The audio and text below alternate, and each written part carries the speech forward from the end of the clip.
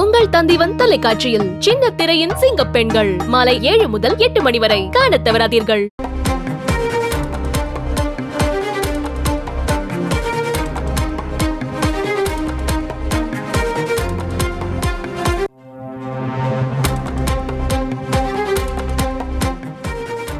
கேரள மாநிலம் வயநாட்டில் வெளுத்து வாங்கும் கனமழையால் மேப்பாடி, சூரல்மலை, முண்டகை பகுதிகளில் நிலச்சரிவு ஏற்பட்டிருக்கிறது.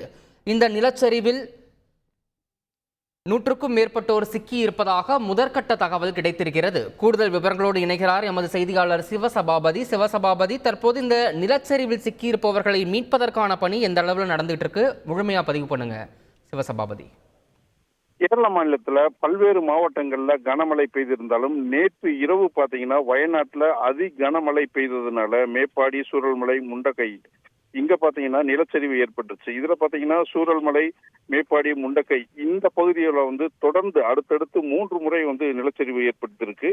இது மட்டும் இல்லாம பாத்தீங்கன்னா சூரல்மலை, மேப்பாடி போற பாலங்கள் எல்லாமே தகர்க்கப்பட்டிருக்கு. சாலைகள் எல்லாம் அடித்து செல்லப்பட்டிருக்கு. குறிப்பா பாத்தீங்கன்னா சூரல்மலை பாலமும் அடித்து செல்லப்பட்டிருக்கு. சூரல்மலை, முண்டகை சாலையும் வெள்ளத்துல அடித்து செல்லப்பட்டிருக்கு. இதனால பாத்தீங்கன்னா இங்க இருக்கிற நூற்றுக்கணக்கான மக்கள் இந்த நிலச்சரிவுல சிக்கியிருக்காங்க அப்படிங்கிறது தகவல் வருது. இதுவரை ஒருத்தருடைய உடல் மீட்கப்பட்டிருக்கு அப்படின்னு சொல்றாங்க.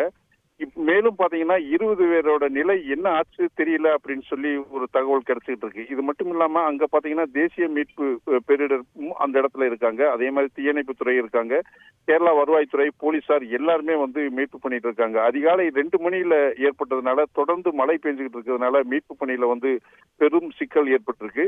தற்பொழுது வரை பாத்தீங்கன்னா கனமழை பெஞ்சுக்கிட்டு இருக்கிறதுனால மீட்பு பணியில கொஞ்சம் தொய்வு ஏற்பட்டிருக்கு. இருந்தாலும் பாத்தீங்கன்னா மீட்பு பணி செய்வதற்கு உண்டான எல்லா ஏற்பாடுகளும் தேசிய மேலிட பேராண்மை குழுவும் அதே மாதிரி கேரள அரசும் செஞ்சுக்கிட்டு இருக்காங்க அப்படின்னு சொல்றாங்க. இனி இந்த பாலங்கள் எல்லாம் சரி செய்து, இந்த சாலைகள் சரி செய்து, அந்த மக்கள் வசிக்கும் இடத்தில் உள்ள போய் அவங்களை மீட்கிறப்பதே அங்க எத்தனை பேர் இறந்திருக்காங்க அப்படிங்கிற ஒரு முழுமையான தகவல் கிடைக்கப்படும்.